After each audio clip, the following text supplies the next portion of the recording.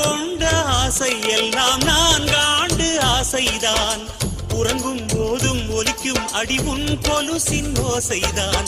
நீ வீசும் பார்வை இல்லை நெருப்பாட்சி நெஞ்சம்தான். வரியின் கொடுமை மொழிய அடி தமிழ் வார்த்தை கொஞ்சம்தான். இன்றேதான் பெண்ணே உன்மொழு பார்வை நான் கண்டேன்.